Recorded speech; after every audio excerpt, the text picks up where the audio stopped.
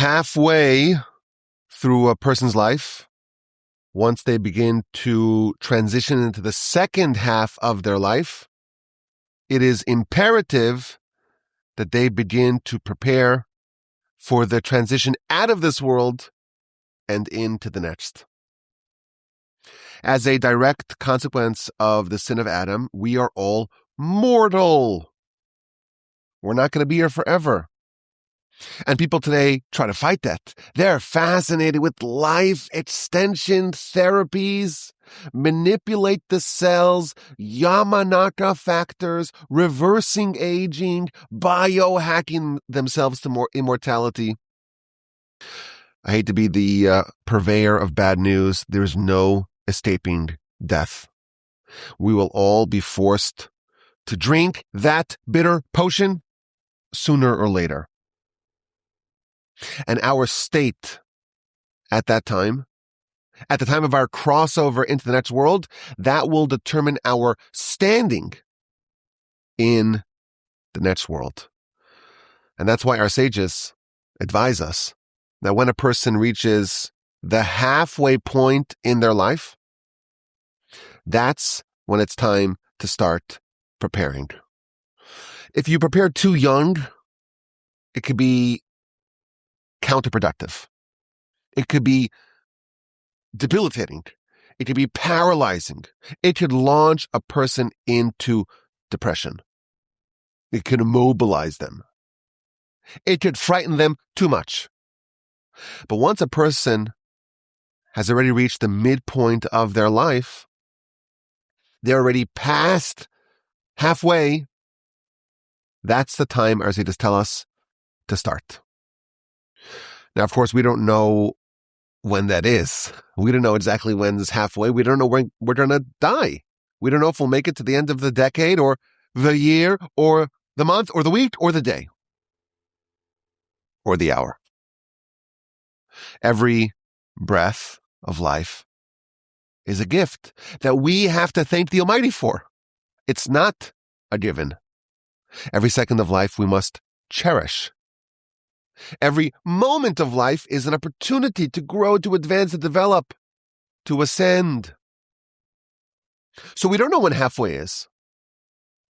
But our sages tell us that because Scripture says that the average person lives a life of 70 years, some longer, some shorter, that's the average. 35 is the point to start. It just so happens that today, global life expectancy is 70 years. So global life midpoint is 35. But in the United States, for men, women live longer. And if you've seen a sampling of men and women, you know why. For men, the life expectancy, just based upon the statistics, of course, we don't expect anything. It's all a gift. But if we had to say what the statistics tell us, it's about 79 years. So somewhere around 39 and a half, not quite 40, it's time for American men to start preparing. That's about my age, 39 and a half. So I think it's time for me to start. Now, I don't know how old you are. If you're very young, it's not clear that what I'm about to tell you will be productive. But if you're past the midpoint, our sages advise it's time to broach this uncomfortable subject. And it is uncomfortable, and it's not easy. None of us remember a time not being alive as defined by body and soul, both working together, both creating the experience that we are familiar with as life. We don't remember what happened before we were born. We don't remember what happened in utero. None of us remember being a soul untethered to any physical life. We don't remember what it was like for our soul in heaven before it was placed into a physical body of any sort.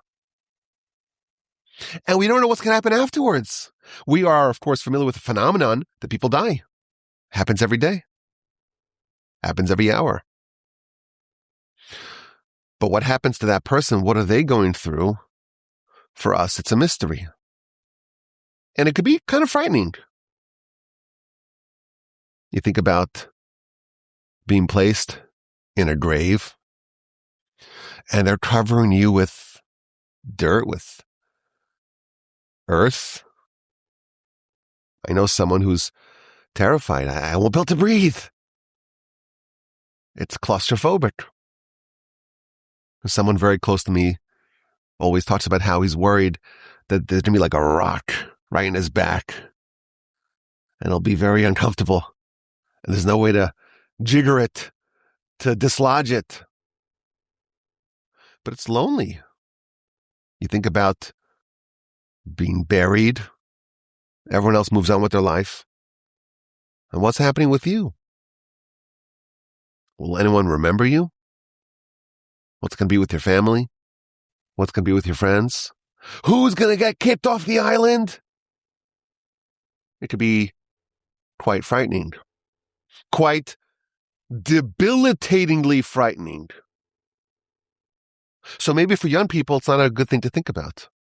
I say to say, you reach halfway point, it's time. It's time to begin the exploration of what this is all about. What is our fate? What's going to be with us? And how must we prepare? It's a frightening subject. It could also be quite productive. The Talmud tells us that we must wage war with the Yetzer Hara, the evil inclination. And there's different ways to do it. And the Talmud tells us that we should try to agitate the Yetzer Hara, the evil inclination. The Yetzer Hara is a formidable foe, but we have some ammunition on our side as well. We have a good inclination.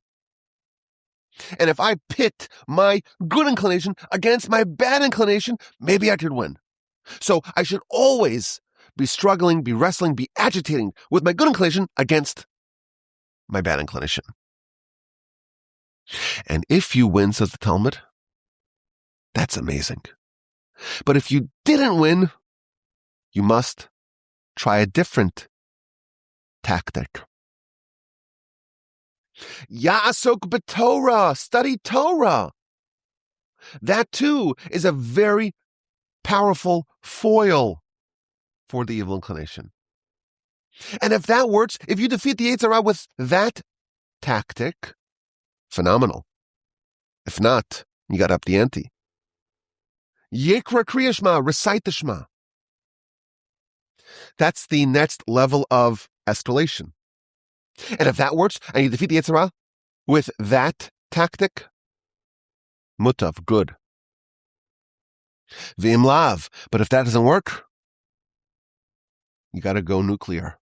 The end of the escalatory ladder. Yizkor lo yom hamisa, remind him of the day of death.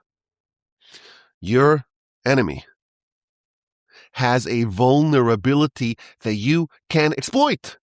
Your evil inclination has a weakness, has an Achilles heel that you can use to your advantage. Remind him of the day of death. That's where the Talmud ends. That's the end of the escalatory ladder. The Talmud does not say, well, what if that doesn't work? What next?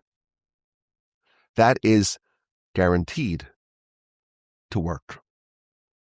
The Yetzer Hara is very powerful. It carries tremendous influence over us. It can derail our lives quite thoroughly. There is nothing more sobering, and I'm using that word precisely, because the Yetzer Hara uses a method that creates a form of stupor, of insanity, of lack of clarity, of blindness. We can achieve sobriety, clarity of life. Nothing is more effective than remembering the day of death, than thinking about, than ruminating upon your own mortality. Now, the words of the Talmud are written with extreme precision. It does not say, remember the concept of death. Remember that you will die. Also not. Remember the day of death, not the concept of death. Everyone knows that people die. It happens every day. That's not quite as effective as remembering the day of death, the experience of it, thinking about a lifeless body that was once so powerful and so potent and so capable and so full of dreams and ambitions, so much potential, such a bright future. It's lifeless. No ability to influence anything in the world. Complete impotence. The thought of the day of death, that really puts life in perspective. That negates the power of the Yetzer Hara. And that is assured to work. It's a scary discussion. It's a productive discussion. And specifically, we see how reminding yourself, reminding the Yetzer Hara of the day of death, it's a very precisely targeted antidote to the evil inclination. How does the evil inclination work? What is the evil in the evil inclination? Well, it causes a person to sin. Well, how does that work? What is the mechanism by which it can cause a person bearing a soul, aware of the existence of God and the consequence of their action? How can that person ever sin?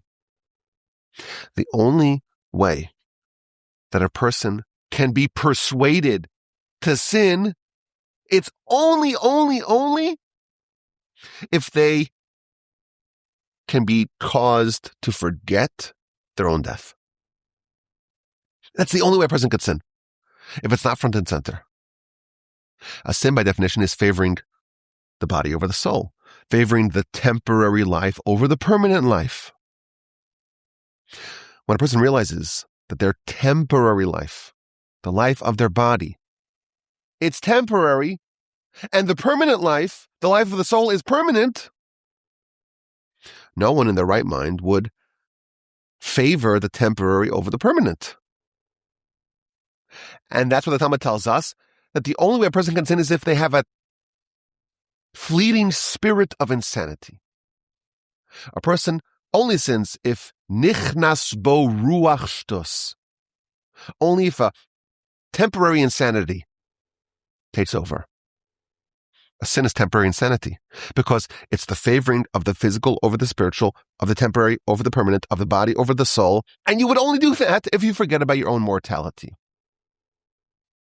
And that's why if you restore sanity by remembering the day of death, it's checkmate for the evil inclination. The power of the evil inclination is to make us believe that this is the only world that we have. And it's a very powerful force. It's really hard to batter through this force. We can only recognize the existence of God if we overcome the hazy confusion brought about by the evil inclination. There are plainly obvious realities. The world was created. We are creations. We have a soul, and we will have to give an accounting for what we do. It's possible for a person to live their entire lives and to never consider these plainly obvious realities. A person can live their entire life and not recognize that they have a soul. They are a soul. More precisely, a person can live their entire lives and not realize that they were created and there's a creator. A person can live their entire lives and not realize what's above them. Ayin roa, a seeing eye, ozen shomas, a listening ear. And all their deeds are inscribed in a book to be reviewed by the heavenly tribunal. The Almighty, of course, gives us something to fight back with. And perhaps the main reason why we need Torah is to be able to batter through, to see through that haziness, that confusion, that fog of war brought about by the evil inclination. We could so easily forget the truth, the reality of life, that we need constant reminders. We have to take this reality and bind it to our head and to our arm opposite our heart. And we have tzitzis in every direction, so wherever we turn, we remember that we're being pulled by God through the mitzvos out of this death of the Yetzer Hara. Every time you walk through a doorpost 100 times a day, you're supposed to encounter the oneness of God when you see the mezuzah. And you say the Shema in the morning and at night. And all the mitzvahs are like these signposts. Don't forget, don't forget, don't forget, don't forget. You are so liable to forget. You are so liable to fall prey to the fiction spun by the Yetzer Hara. But we have the ace up our sleeve. We have the winning card. We have the ability to shatter that fiction. Says the Talmud, remind him of the day of death. And he crumbles. The fiction of the Yetzer Hara, when presented with that reality, it simply evaporates. It's a productive exercise. It's quite frightening. There's so much unknown.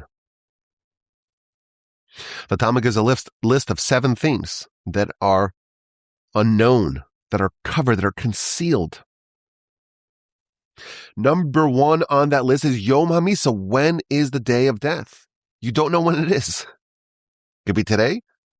It could be in 50 years from now. We don't know. And our lack of knowledge, on one hand, is frightening. On the other hand, it gives us the ability to ignore it. If there was the looming day hanging over our head like the sword of Damocles, it would be a very different life. 7 things are concealed. Number 1 on the list is the day of death. King David wanted to know when he's going to die. And God says, no, it's a decree. It's my decree that no one is ever told the day of their death. I can't tell you, even though you're David, king of Israel.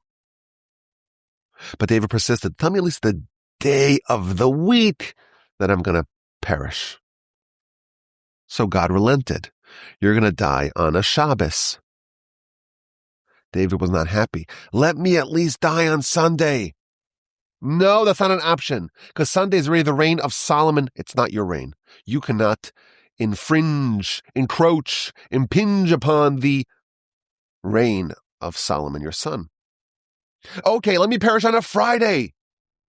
Sorry, that's not an option either. I'm not willing to forfeit one day of your service of God. One day that you sit and study Torah is preferable than 1,000 sacrifices that Solomon will offer upon the altar in the temple. So David knew he's going to die on a Saturday, on a Shabbos. Didn't know which one. He tried to overcome it. He spent the entire day of Shabbos, 25 hours, studying Torah nonstop. And the evil inclination cannot overcome someone who is so clinging to the tree of life. There's no ability for the angel of death to defeat someone who is holding on, clutching tightly, without cessation, to the tree of life. And the Talmud gives a very dramatic story, how the angel of death, when it was the Shabbos that David was supposed to perish, how he had to distract him and make all these noises and cause all these disruptions and find a moment where David relented, gave up the tree of life, and he snatched him. There's uncertainty. There are unknowns. We don't know the timeline. We don't know exactly what's going to happen. We don't know what we're going to undergo, what will transpire. We don't know if we can withstand the withering examination and scrutiny of the heavenly tribunal. And there's a certain irony in this. The people who are the most righteous are the most insecure about their own righteousness. Jacob, when he was about to encounter his brother Esav, Parshas Vayishlach, he says, Katonti, I have become small. I have become diminished. God, you did so much kindness. You've exhausted, you've depleted my supply of righteousness. Nothing is left. Jacob, the choicest of the forefathers, he is not secure in his own righteousness. What can we possibly say? I want to read to you the deathbed account of one of the greatest sages of all time. And this will show us, A, that we cannot be so secure, we must prepare. And B, we'll learn exactly how to prepare. We'll pinpoint the area in which we must prepare. This is documented in the Talmud, in the book of Brachos on page 28b, and it's detailing the deathbed narrative of Rabban Yochanan ben Zakkai, one of the great sages. He was the famous sage, if you recall, who was smuggled out of the walls of Jerusalem during the siege of Jerusalem before the temple was destroyed. And he negotiated with the general, soon-to-be Emperor Vespasian, about what's going to be on the day after. He's sick, and his students come to visit him. And when he sees his students, he starts to cry. He's sobbing. The great rabbi is sobbing. And the students say, why are you sobbing? Ner Yisrael, the light of Israel, the right pillar, the strong hammer. This is how they describe their sage. Why are you crying? And he explains why he's crying. Why is he sobbing? If I was about to be summoned in front of a human king, a king of flesh and blood, who's here today and gone tomorrow, and if he gets angry at me, it won't last forever. And if he incarcerates me, it won't last forever. And if he kills me, it won't last forever. And I can bribe him. I can cajole him. I can sweet talk him. I can use words to change his perspective. If you're summoned in front of a human king, you'd be terrified. You would cry, even though the human king is quite impotent. Now that I am being summoned in front of the King of Kings, the Holy One, blessed is He, who's not here today, gone tomorrow, is alive forever, forever and ever and ever. And if he gets angry at me, it's forever. And if he incarcerates me, it's forever. And if he kills me, it's forever. And I cannot cajole him with words. I cannot bribe him with money. And there are two paths before me. A good path, a path of paradise, a bad path, a path of Gehenom. And I don't know which one I'm going to be led down. All the more so, I should cry. All the more so, I should be frightened. All the more so, I should be terrified. That's why I'm crying. I have much more reason to cry being led before God than being led before a human king. So the Talmud adds, very dramatic. Students say to the teacher, our master, our teacher, give us a blessing. And he gives them a blessing. They say, that's not a blessing. That's not a blessing. What's his blessing? Yehi Ratzon, may it be the will of God. You should fear God as much as you fear flesh and blood. Fear God, how much? As much as you fear man. What? We should fear God much more. No, says the great rabbi to his students. When a person sins, they don't look up to heaven as God watching. They say, is anyone else watching? If you are as fearful of God as you are of your fellow man, you are quite fearful of God. Rabban Yochanan ben Zakkai was the greatest sage of his era. He has the distinction of being the only non-head of the Sanhedrin, non-president of the people, to be granted with the exclusive title of Rabbon, not rabbi, Rabbon, the teacher of them all. His mastery over Torah was complete. His righteousness was saintly. How do we know this? It, again, is documented. Also on page 28, not of the book of Brachos, of the book of Sukkah. The Talmud documents his Torah prowess. Not a single verse in Scripture, not a single Mishnah, not a single teaching in the Talmud, which is the analysis of the Mishnah, not a single law, not a single Agadata, Agadic teachings. He knew it all. Minutia of Torah, minutia of the scribes, Kal v'chomer, Gzeira Shabbat. These are different types of deductions. Tekufos and gematrios, the planetary alignments that is needed for certain laws. Gematrias, which is the deeper understanding of the letters. Conversations of angels, conversations of demons, conversations of the trees as they sway. All those secrets, he knew it all.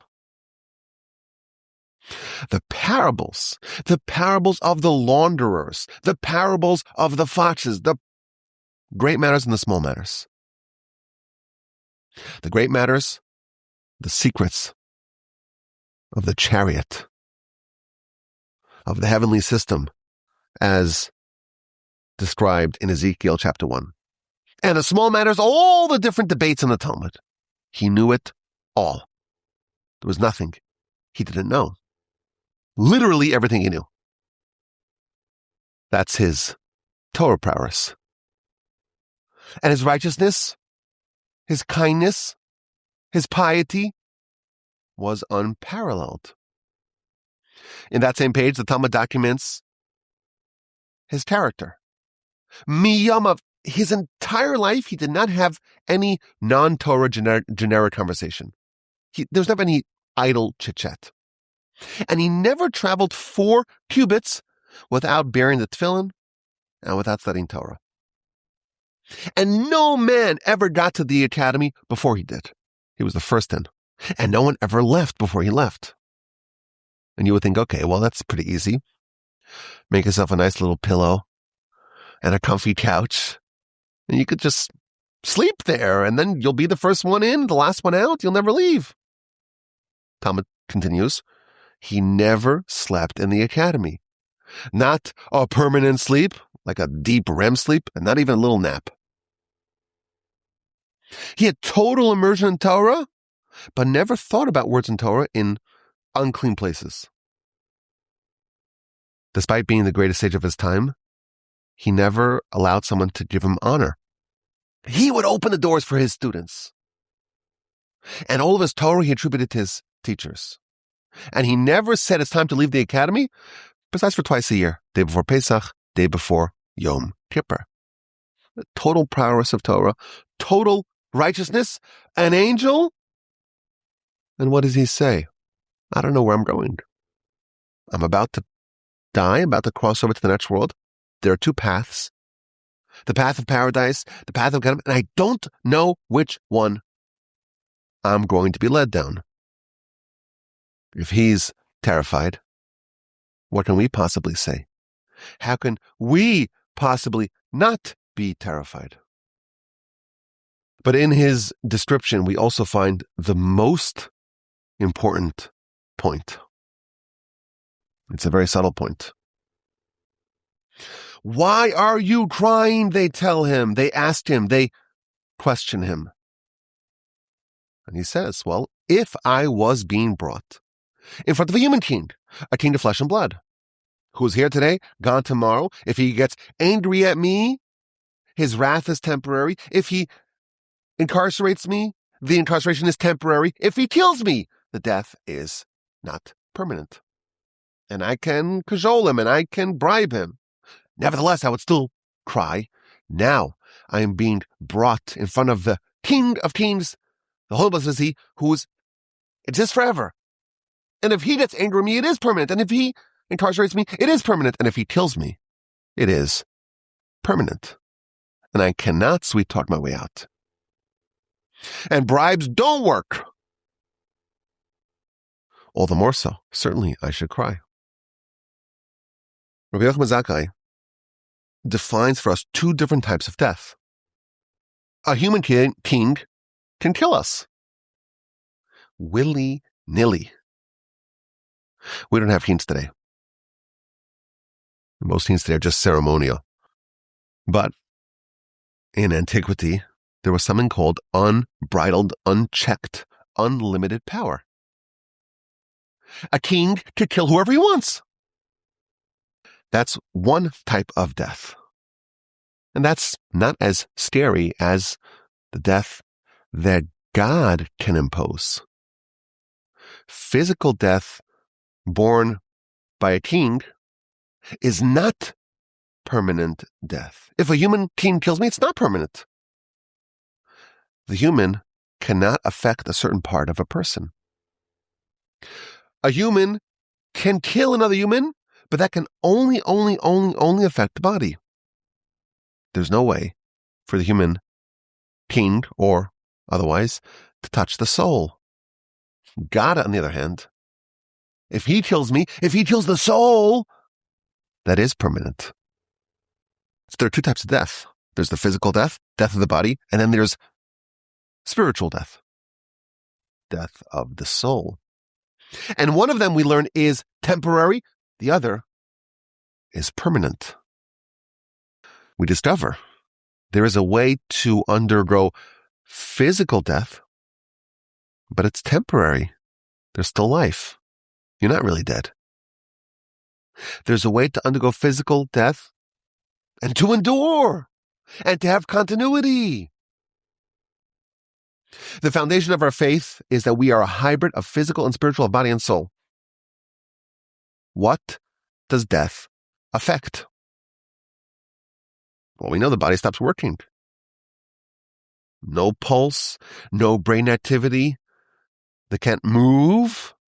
They can't move their hands or their feet or blink their eyes. Their heart stops pumping. Body's dead. What about the soul? Do we have a way to gauge its life, its vitality? Is it alive? Death can affect body and soul, or body and not soul. There could be physical death. That's also spiritual death. There could be physical death that not only is not spiritual death, as we shall see, it's spiritual liberation. It could be the flowering of a brand new spiritual life. So death is a great mystery, but it's not really such a mystery. Why is it not such a mystery? We know what happens. Body goes. Body's dead. No heartbeat, no brain activity. No way to resuscitate. Body's gone. It's important to treat the body with dignity. It's important to bury the body fast, because the soul still hovers over the body until the body is buried. It's imperative to bury the body as fast as possible. Of course, it's an outrage to do anything to the body besides for burying it. A body that's not buried, it's not good. What happens to the body? Well, if you dig it up, you'll find the body's there, and seems like the flesh gets rotted away, decomposes, in the words of our sages, munched upon by worms and maggots. Where's the soul in this equation? Body goes back to where it came from, but soul goes back to where it came from. What's the state of the soul? We know what happens to the body. What about the person? What about the essence of the person, the true essence of the person? The part of the person that experiences consciousness, the part of the person that feels pain and pleasure. That is up in the air. Is there also spiritual death? Or does the physical death actually lead to the flowering, to the blossoming of spiritual life? This adds a whole other dimension to our study. If a person is meritorious, the death of the body is actually the birth of the soul, as it were. Not because the soul didn't exist prior. It did, but it was second fiddle to the body. If the person is meritorious, the death to the body is the liberation to the soul that was incarcerated, that was constricted within them. If the person is meritorious, death is the unleashing of a much richer life. If the person is meritorious, death is the unshackling of the soul. So it's a frightening subject. It's an uncertain subject. It's a subject that is replete with uncertainty, but there's also a patina of excitement, a faint thread of anticipation for those who are righteous. It's actually a promotion. I want to read to you the words of the book called Sefer HaYashar, which means the book of the upright. We don't know exactly who wrote this book, but it is attributed to Rabbeinu Tam, grandson of Rashi, one of the primary authors of the Tosafos commentary you find on every page of standard issue Talmud. He gives a very fascinating description. Ha'olam hazeh, this world, dome le'me'ara, is similar to a cave in the desert underneath the earth. A cave in the desert underneath the earth.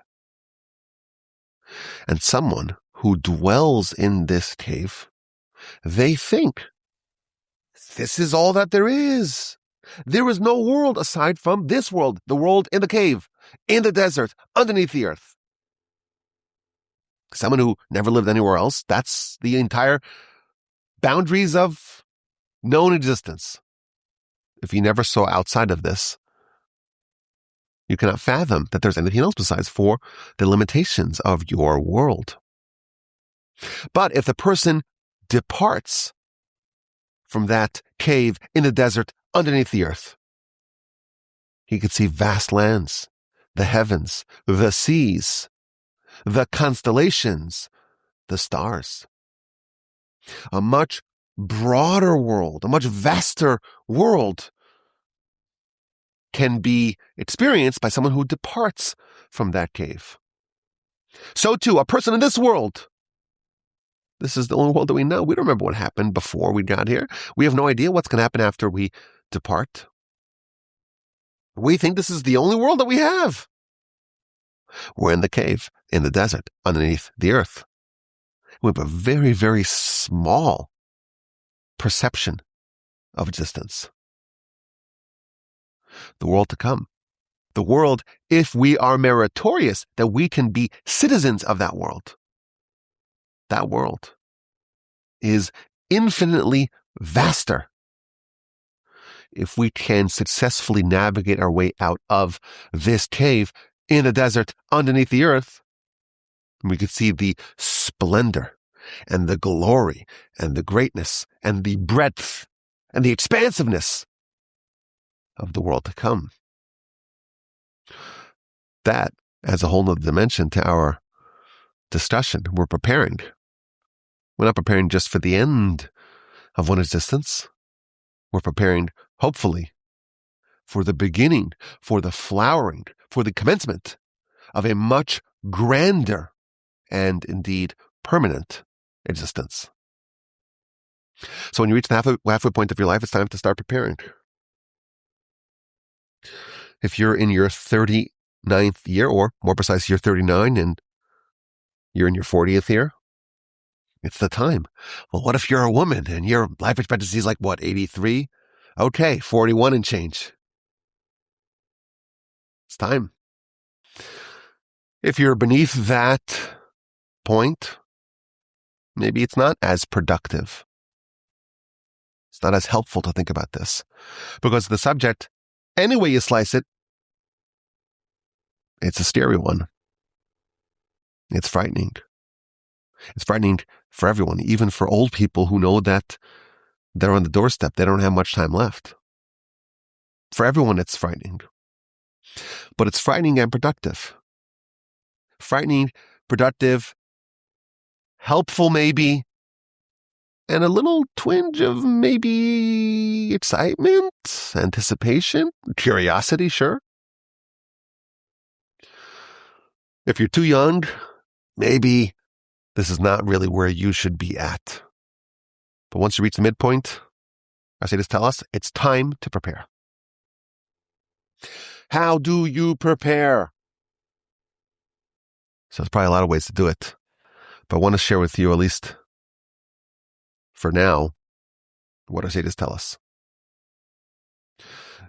Preparing is something that we are trained to do. When you're in high school, maybe, when you get your first job out of school, you're like, wait, why are they taking off 15% of my paycheck to something called Medicare and Social Security?